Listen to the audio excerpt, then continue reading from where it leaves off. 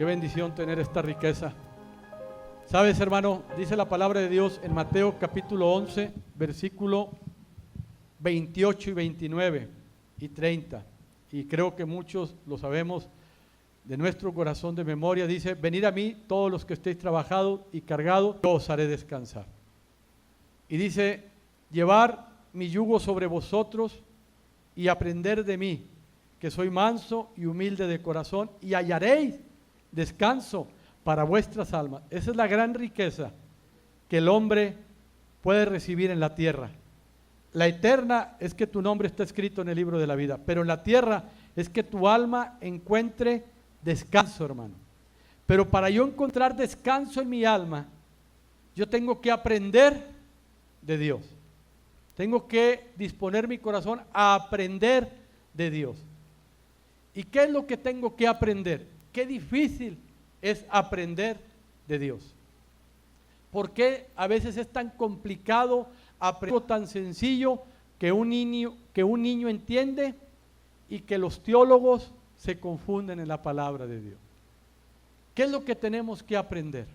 Bueno, en Mateo capítulo 28 del 16 en adelante se llama la Gran Comisión, y Jesús le dice: los 11 discípulos fueron a Galilea, a la montaña que Jesús les había indicado.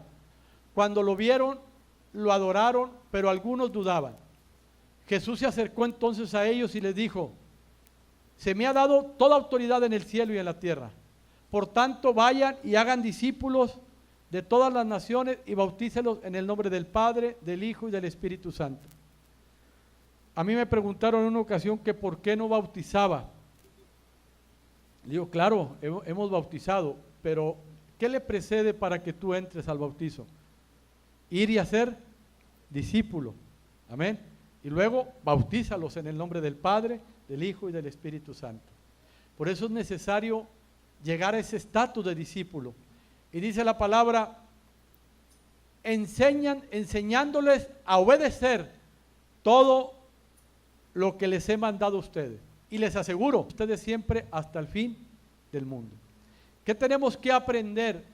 Jesús les dice: enséñenles a obedecer todo lo que está escrito en mi palabra. ¿Y estás de acuerdo que aprender es volver a nacer?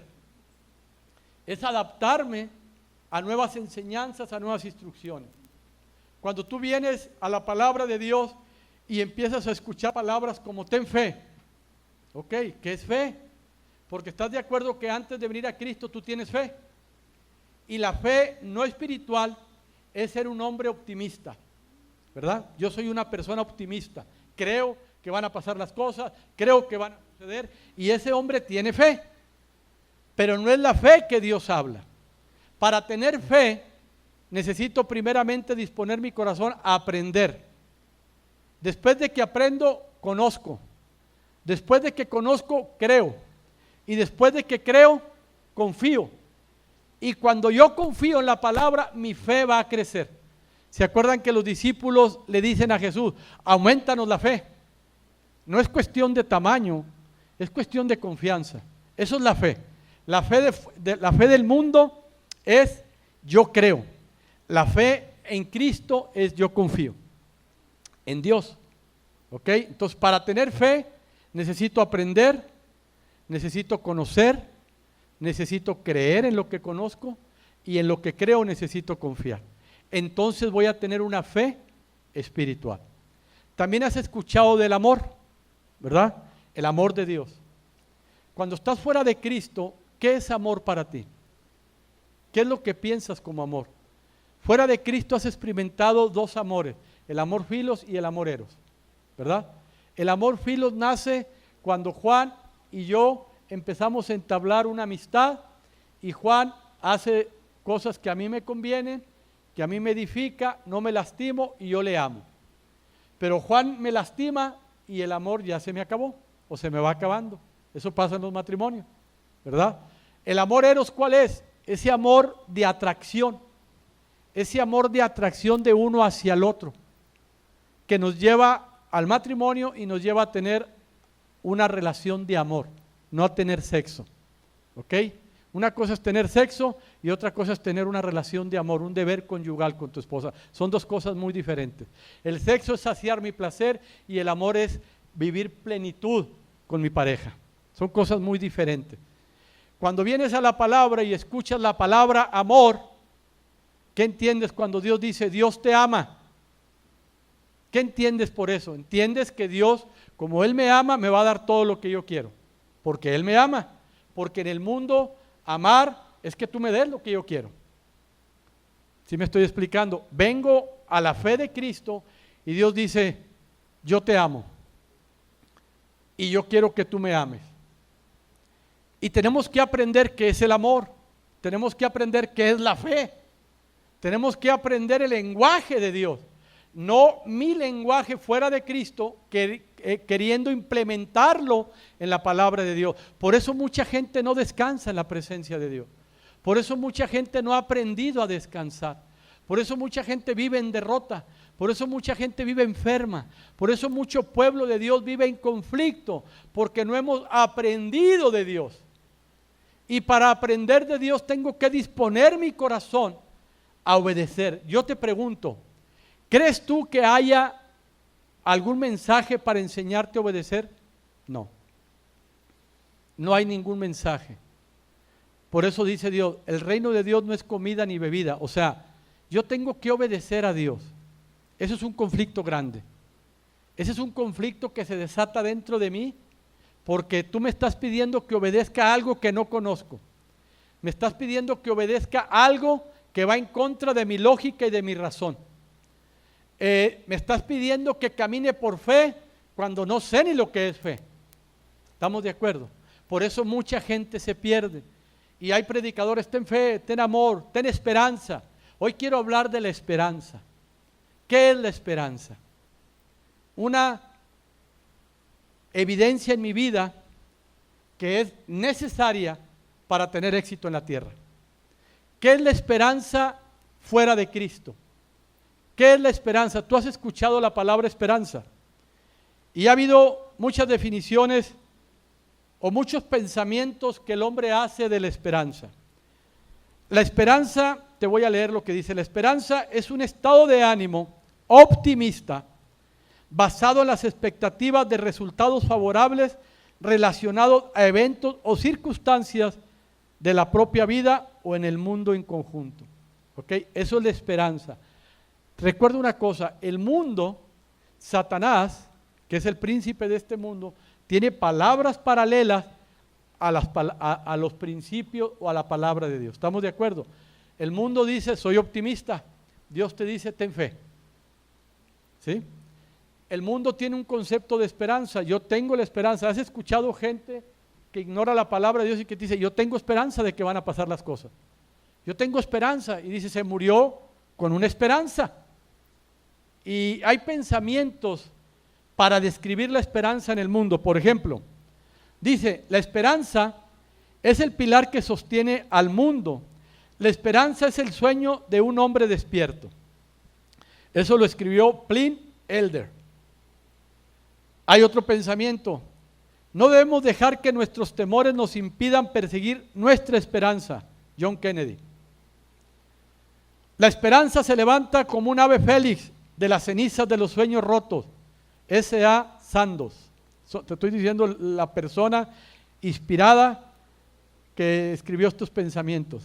Otro pensamiento es, debemos aceptar la decepción finita, pero nunca perder la esperanza infinita.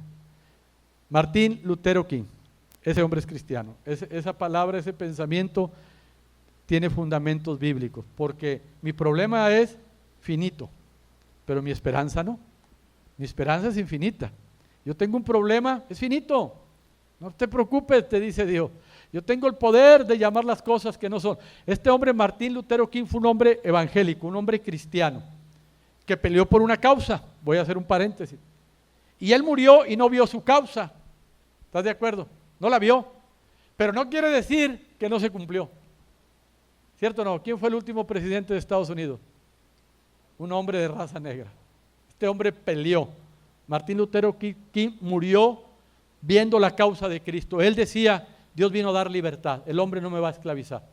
Ese hombre predicaba la palabra de Dios. Murió bajo la causa de Cristo y una visión que Dios le dio a él para traer libertad a la raza negra. Y murió Martín Lutero King, pero su causa de parte de Dios.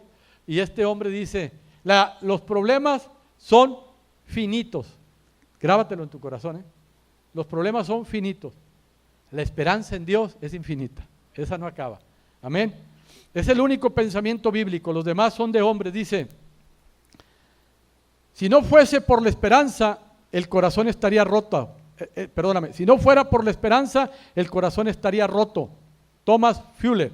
No es cierto, yo conozco gente que no es cristiana, que tiene esperanza y vive con el corazón roto. Otro pensamiento. La esperanza es importante porque puede hacer del presente un momento menos difícil de superar. Si creemos que el mañana será mejor, podemos superar una dificultad hoy. Thich Nhat. Eso es lo que el mundo piensa de la esperanza. Y había 200 y pico de pensamientos de gente célebre que describía la esperanza. Pero ¿qué es la esperanza bíblica? ¿Qué es lo que la palabra de Dios dice? Porque tú has escuchado la palabra esperanza. Has escuchado que te dicen, ten esperanza, Juana María. Ah, ok, sí. Pero ¿qué es esperanza? ¿De dónde viene una esperanza verdadera? ¿Qué es la esperanza bíblica? Porque Dios dice, nunca te aparte de tu corazón la fe, el amor y la esperanza. Y el mayor de ellos es el amor, el mayor de los frutos. Pero Dios habla que hay 3 cosas vitales que debe de haber en un hombre espiritual. Fe, amor y esperanza. Esas 3 evidencias en mi vida bíblica me va a llevar a ser un hombre que va a aprender a descansar en el Señor y a un hombre que va a tener victoria en la tierra de los vivientes. No voy a hablar de la fe ni del amor, voy a hablar de la esperanza. ¿Qué es la esperanza? Ya te hablé qué es la esperanza en el mundo. Son pensamientos con un argumento optimista de que van a suceder las cosas. Y no pasan las cosas y sacan otro cliché. No importa, la esperanza muere al último. Y hay gente que se muere y la esperanza se muere con él, ¿ok? Pero hay una esperanza verdadera, una esperanza que sostiene la palabra de Dios. ¿Qué es la esperanza? ¿Ok? Vayamos por favor a Primera de Tesalonicenses, capítulo 5. Primera carta a los Tesalonicenses, capítulo 5, versículo 8. Dice, nosotros que somos del día, por el contrario, estemos siempre en nuestro sano juicio, protegidos por la coraza de la fe y del amor, y por el casco de la esperanza de la salvación. Estamos ahí, 3 cosas, vuelven a surgir las 3 evidencias para que tú tengas victoria en la vida: fe, amor y esperanza. Amén. Recuerda, fe, confiar; amor, negarte a ti mismo para obedecer a Dios; y esperanza. ¿Qué es esperanza? Bueno, la palabra dice que la esperanza es el casco del yelmo de mi salvación. En el libro de Efesios, en la carta a los Efesios, Pablo, en el capítulo 6, saca a la luz una verdad. Y dice Pablo, fortaleceos en el Señor y en el poder de su Espíritu, para que puedan estar firmes contra las acechanzas del diablo. Porque no tenemos lucha contra carne ni sangre, sino, y te da una serie de espíritus, de demonios, de una serie de organigrama espiritual negativo de maldad para destruirte. Y en ese mismo capítulo Pablo dice, y ponte la armadura de Dios. Y Pablo ilustra la armadura de Dios como una armadura de un soldado romano, porque en ese tiempo estaban los romanos oprimiendo a los judíos, y Pablo le dice, miren, como la armadura esa de los romanos es la armadura de Dios en la vida cristiana. Y empieza Pablo a describir el casco, el yelmo de la salvación, la coraza de justicia, el escudo de la fe, la espada de 2 filos, la palabra de Dios, el calzado del evangelio de la paz y el escudo de la fe, sí, ¿verdad? No, esos son el calzado del evangelio de la paz, sí. Ok, y Pablo describe la armadura de Dios. Y la armadura de Dios habla del casco, del yelmo de la salvación. Si tú te vas a la psicología de este mundo y vas y tomas cursos de este mundo, ¿cómo renovar tu mente? Y la gente dice, la batalla está en tu mente. ¿Estamos de acuerdo? Eso es lo que dice el mundo. Cambia tu manera de pensar. Pero ¿cómo cambiar mi manera de pensar si mis argumentos piensan, y estás de acuerdo que tus pensamientos es los que te va a marcar un destino de vida? Tus pensamientos son palabras y hechos en tu vida. ¿Estamos de acuerdo? Y hay dos cosas que la palabra de Dios nos enseña referente a nuestra vida. Uno es aprender y la otra es renovar nuestro entendimiento. Pablo dice, renovaos vuestro entendimiento. Porque la mente, dicen los psicólogos, es la batalla de la vida. Y es un error. Bueno, para el mundo, por eso hay tantos cursos motivacionales. Hay tantos cursos motivacionales y la gente va, cómo pensar diferente, cómo ser mejores. Y miren, yo he ministrado gente que va a los cursos y les dura el guatito 15 días, 3 semanas. Ahora sí, voy a comer bien, voy a salir, voy a hacer esto. Y salen optimistas y Satanás es más grande que el orador ese motivacional. Viene y te roba esas cuestiones emocionales y dices, va, y vuelves a hacer lo mismo. Porque la mente es un campo de batalla que define tu vida, eso sí. Y Satanás sabe que por cuál es tu pensamiento en tu corazón, tal eres tú. Proverbios capítulo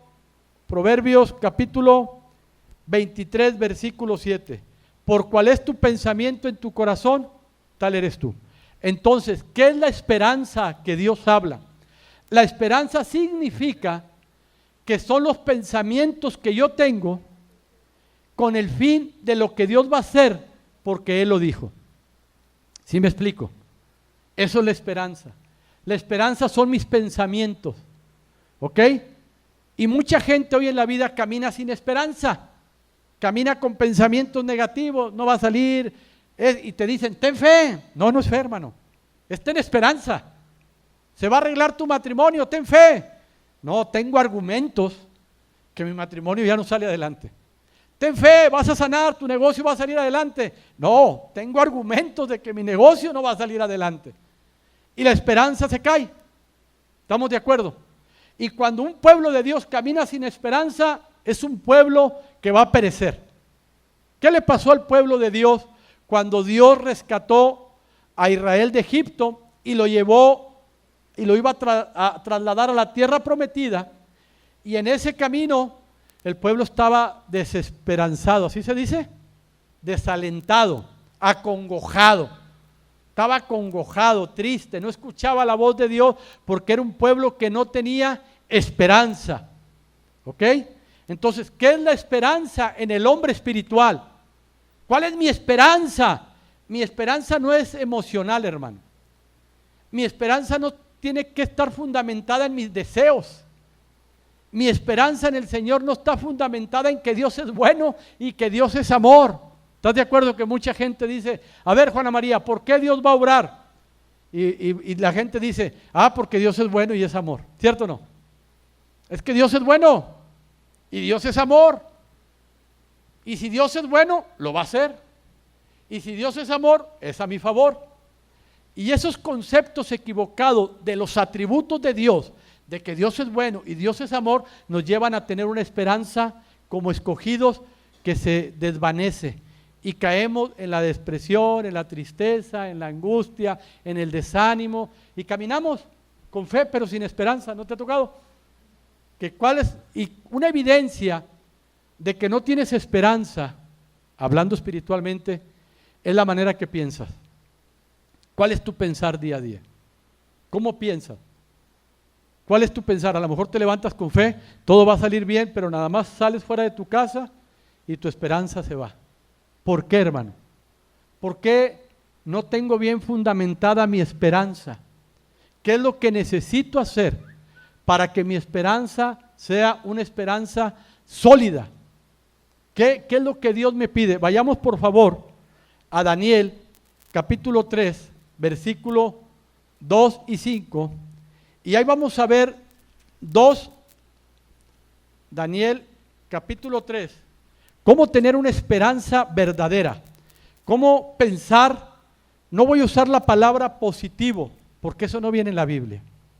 ¿Verdad? Hay gente que dice, cosas negativas a la izquierda, cosas positivas a la derecha, ¿verdad? Y te dice, ten pensamientos positivos. ¿Has escuchado esa palabra? Piensa positivamente. No, hermano, esto no se trata de emoción. En serio te lo digo. Esto no se trata de que seas un hombre que te digas cristiano y seas emocionalmente y digas, todo va a salir bien, todo va a salir bien, todo va a salir bien. Y voy con Beto Sakamoto, todo va a salir bien. A ver, Beto, ¿por qué?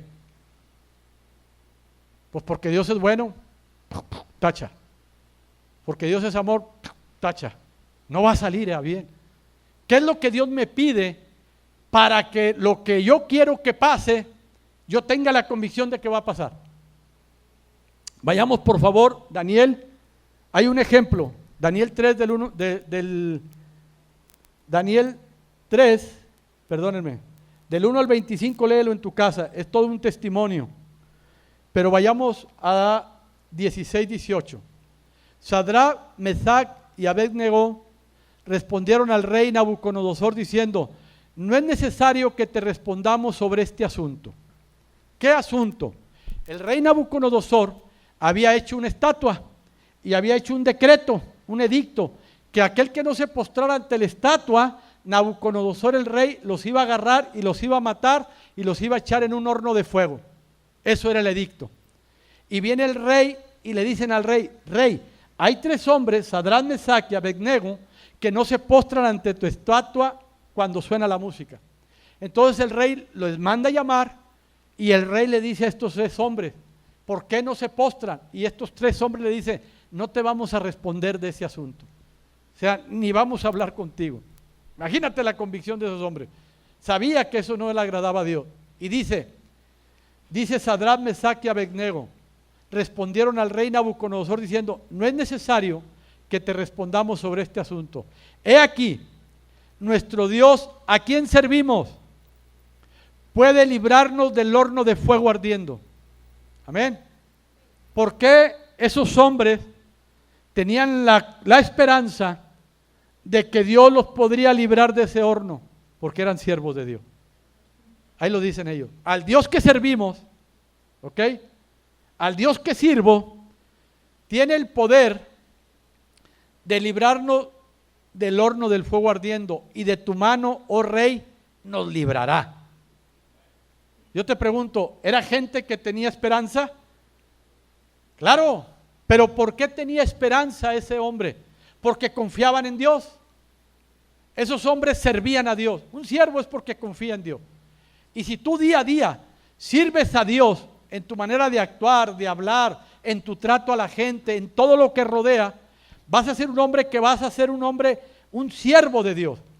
Y cuando tú confías en Dios, en Isaías, esos hombres fueron después de Isaías. E Isaías dice, Isaías fue un profeta y dice, pasarás por las aguas y no te ahogarás. Pasarás por el fuego y no te... Bueno, esos hombres escucharon esa profecía de Isaías. Y esos hombres le dijeron al rey, sépase, oh rey, que al Dios que sirvo tiene el poder de librarme de tu mano y del horno. Y si no fuese así, yo le voy a alabar. Amén. Entonces, ¿qué le precede para que mi esperanza sea sólida y tenga la certeza de que Dios va a obrar? Que soy un siervo de Dios, que confío en Dios. Vayamos al libro de Isaías, por favor. Isaías, capítulo 26, del 1 al 3. Isaías 26, del 1 al 3. Dice, en aquel día cantarán este cántico en la tierra de Judá. Fuerte ciudad tenemos, salvación puso Dios por muros y ante muros. Abrid las puertas y entrará la gente justa, guardadora de verdades. Tú guardarás, Dios guardará en completa paz aquel cuyo pensamiento en ti persevera, pues en ti ha confiado. Amén.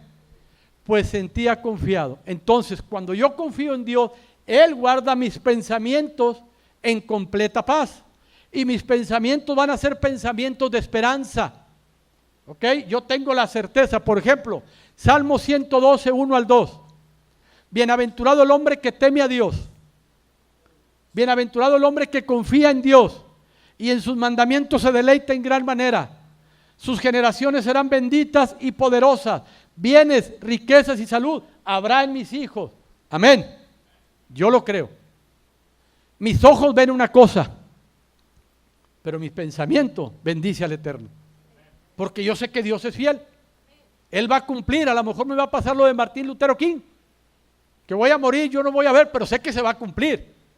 Que mis generaciones van a ser bendecidas y poderosas, riqueza, salud, habrá en la casa. Y lo más hermoso de esa promesa es que Dios los defenderá siempre. Es promesa de Dios.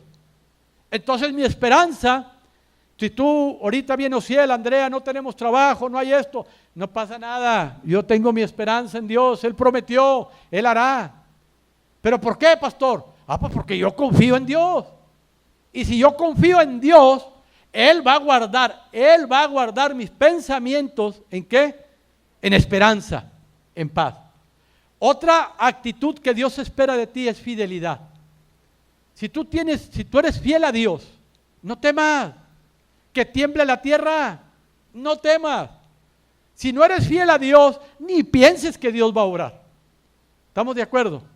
Entonces, ¿qué necesito yo para que mis pensamientos sean pensamientos de esperanza, me cubran mi caminar y a cada hora yo tenga decisiones correctas? Bueno, tengo que confiar en Dios, primeramente. 2, tengo que serle fiel a Dios. Esas dos sinergias, hermano, mezcladas en tu vida, te llevan a ser un siervo de Dios. Fidelidad y confianza es la riqueza más grande que un hombre puede tener en la tierra. Por eso Salomón, cuando tuvo mucho dinero, tuvo poder, tuvo naciones, dice: hermanos, el todo del hombre es temer a Dios y guardar su palabra. Es el todo, hermano. Cuando tú guardas la palabra de Dios, vayamos a ver los pasajes de fidelidad. Salmo 4. En el Salmo 4, dice la palabra de Dios, Salmo 4:3. Sepan que el Señor honra al que le es fiel. ¿A quién va a honrar Dios? Al que le es fiel. El Señor me escucha cuando lo llamo. ¿Por qué te va a escuchar Dios? Porque le eres fiel. Vayamos por favor al Salmo número 18:25. Salmo 18:25 dice: tú eres fiel con quien es fiel. Ya entendemos que Dios no es emocional. Dios es fiel ¿con quién? Con el cristiano, con el católico, con el mormón, con el testigo de Jehová, con el que no toma, con el que no baila, con el que no fuma, con el que se pone códigos de conducta de vestimenta. ¿Con qué cosas más quieres añadir que se han introducido en las iglesias y que han creído que eso es fidelidad a Dios? Eso no es fidelidad a Dios. Eso yo no lo practico porque no me edifica. ¿Por qué no tomas? No me edifica. ¿Por qué no fumas? No me edifica. Pero eso no me hace santo ni fiel a Dios. ¿Ok? Eso no me hace fiel a Dios. ¿Qué es fiel a Dios?